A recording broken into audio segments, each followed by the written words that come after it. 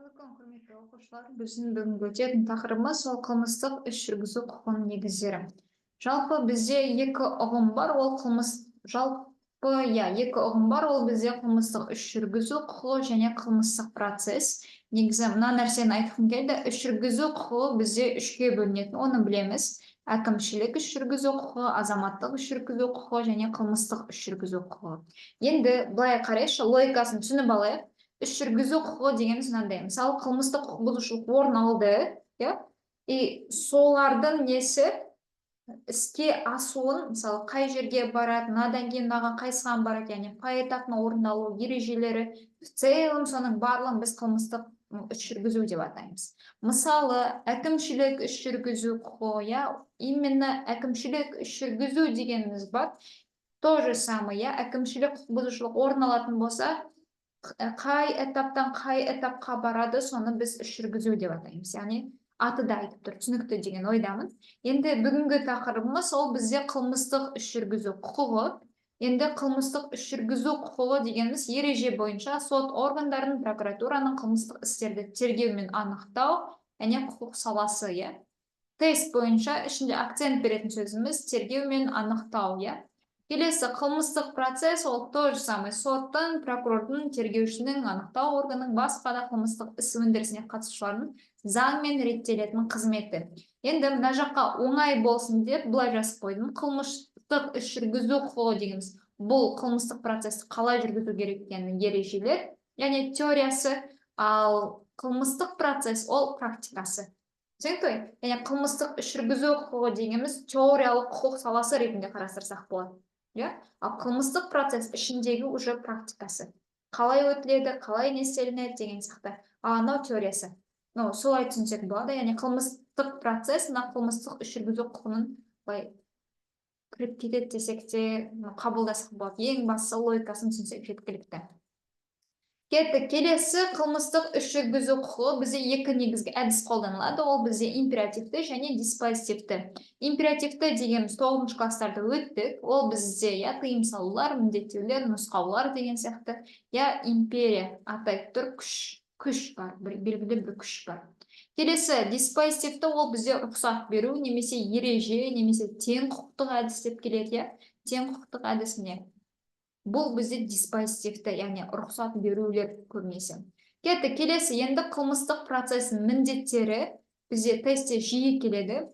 Қылмыстық құқық бұзушылықтың жолын кесу, қылмыстық құқық бұзушылықты әділ және оны ашу әділ түрде.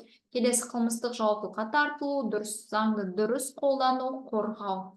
Енді миымызға қалай жаттаймыз? Жолын кесу ол түсінікті.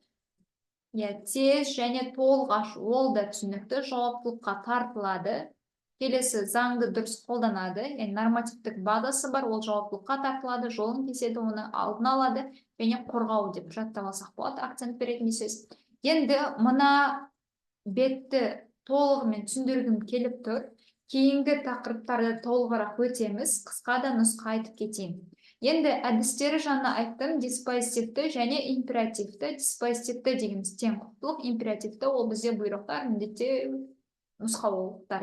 Келесі қылмыстық процесс міндеттері жаңа ғана айттым, жолын кесу, толық ашу және тергеу, жауаптылыққа тарту, қоғамды, мемлекеттік тұлғаларды қылмыстық құқық бұзушылықтан қорғау.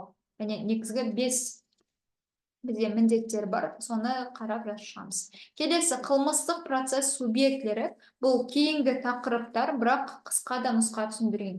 Енді бізде сотқа дейінгі тергеп тексеруді жүзеге асыратын екі субъект бар, ол бізде тергеуші және анықтаушы.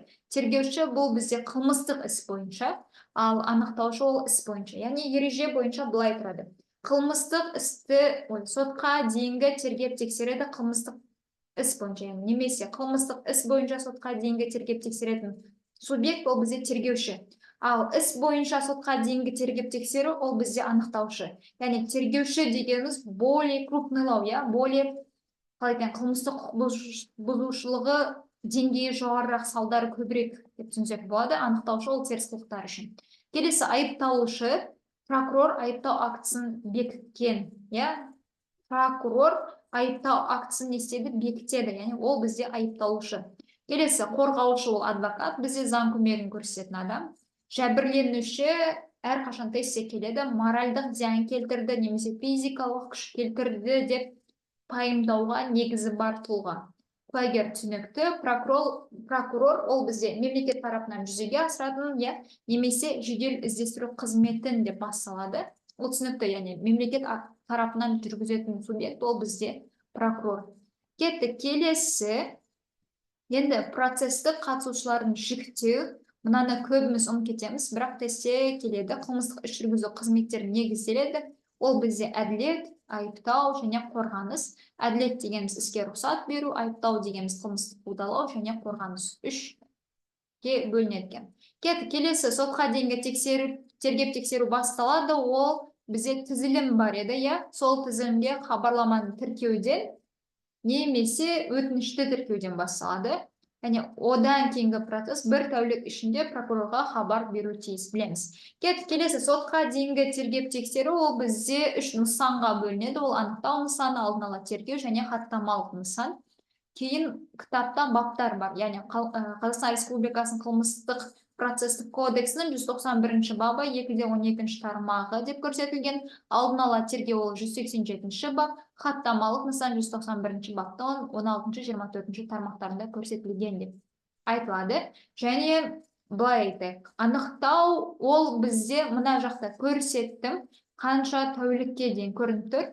Хаттамалық нысан дегеніміз ең жеңілірегі, теріс қылықтар, ол 10 тәулік ішінде шешіледі, алдын ала тергеу 1 ай мен 2 айдың ішінде, яғни 2 айы күрделірек, яғни күрделі нысандарда қарастырылады, ал жеңіліректері 1 ай. Бірақ көп кітаптарда 1 ай деп келеді. Хаттамалық ең жеңілі, мынаны орташасы деп жаттаңыздар.